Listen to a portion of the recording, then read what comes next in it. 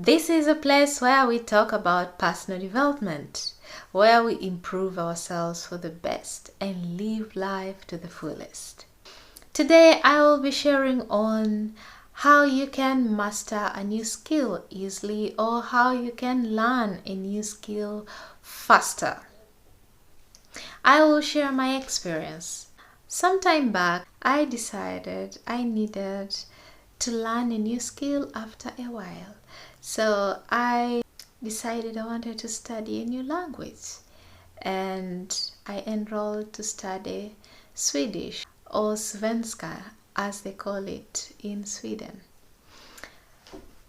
But it was not an easy journey. The first 3 months were very difficult for me. It paralyzed my brain for some reason. I could not understand things. It was so hard. It took me to a point of wondering, what is going on? How come I'm just not picking anything? And it made me reflect back that in Uganda, while I was working as a community development facilitator, I worked in over 16 districts in eastern Uganda. And in an area, it would take me about a month, and I would communicate in the native language of the people of that place. And studying Swedish was getting so hard. And I looked at myself as someone who would easily understand language or would easily pick up a language. And Swedish tested that. It made me think again. It made me go to a point where I was wondering, maybe language is not one of the strengths I thought I had. It was really humbling. Learning a new skill in general is a humbling experience. It will pull you from very high and take you low. It will show you that whatever you thought you knew, maybe you don't. And if you do not humble yourself, you may not get it. You will miss the point. After the Swedish learning experience, I learned so much. It humbled me. It took me some time to points of humiliation because some other students who joined in later were doing better than I was. They were communicating better than I was.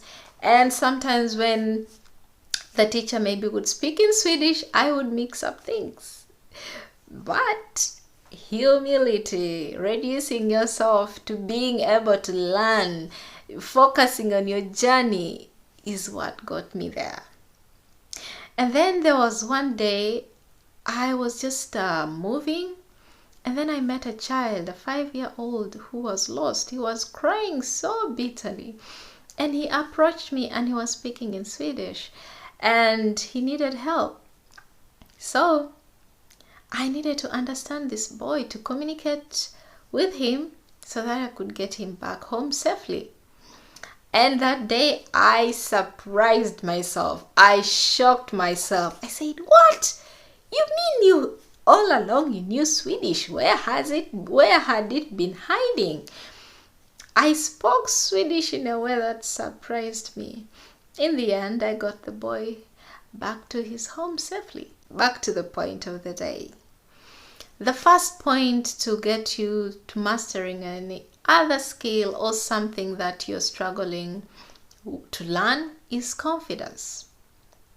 You need confidence. Confidence in yourself that, yes, I can do this. I realized I actually knew Swedish. I was just not confident enough to speak. But when I was faced with a hard situation, there was no running. I had to speak. And after that encounter, I went back and I was speaking so boldly in class that it shocked my teacher and everyone else. And up to today, I still say, wow, that experience was really life-changing for me in regard to acquiring and learning Swedish as a new skill. Also, another is humility. You have to be humble. You have to humble yourself. Humble yourself to learn. If you do not humble yourself, you'll not be able to learn. And also persistence.